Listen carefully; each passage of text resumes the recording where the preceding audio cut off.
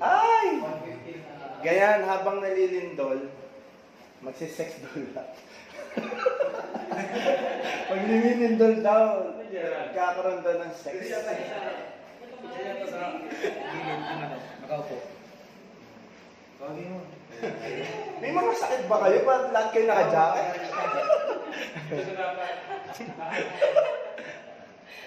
Eh, Christy, first time mo, di ba? Interviewing kita. Earthquake drill natin. May experience ka sa earthquake drill? Wala pa ako. Yung mismo earthquake? Wala pa ako. Wala, hindi ka nakaramdam din doon mula bata ka? Sa higaan lang siya. Grabe. Grabe, tumihulsam tayo dito. Ano ka ba? Anong klaseng kama yon? Joke lang sa'yo. Grabe. Wala akong masabi. Oo. Yung terorista na dito, kasama na natin. Kasama na natin. 115, 823. Ano na? Habang wala pa nag-17, tsaka tayo. Okay. Asa earthquake drill lang yun? Ngayon, Mark, may experience naman pala to si Walang pala kayo. Pag ano daw, nakaramdam daw siya ng lindol sa kama lang. Sabi ko, pero lang ibang tao. Grabe ka, Christine, malupit yung lindol na hindi naman nasira pa nyo. Hindi naman. iba pa lang lindol. Oo, dumami pa kayo, di ba? Grabe, Christine. Pero ano yung feeling na lumilindol? Masaya ka ba? Anong nalunok mo yung sarili mo? Naway, mga gano'n. Hindi mo. Yung lindol ba parang pumuti mata mo? May talaga dito. Diba?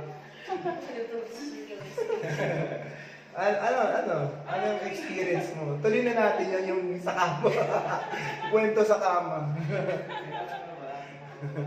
Huwag na nga tayo mag-interview kung saan na mapunta. Ayun ang mga lapo. Dilaw.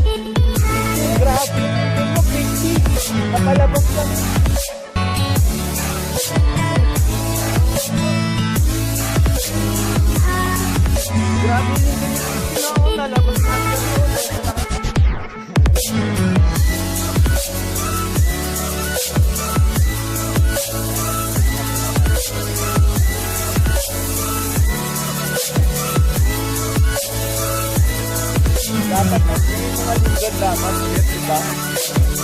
Jet, diba yung mga... Diba, jet, mga typhoon, mga may pangalan, diba? Dapat yung lindol may pangalan din. Ano, Christy? Mystic Quake. Ito yung moro, ha? Yan. Buo pa, mamaya mawawasak na.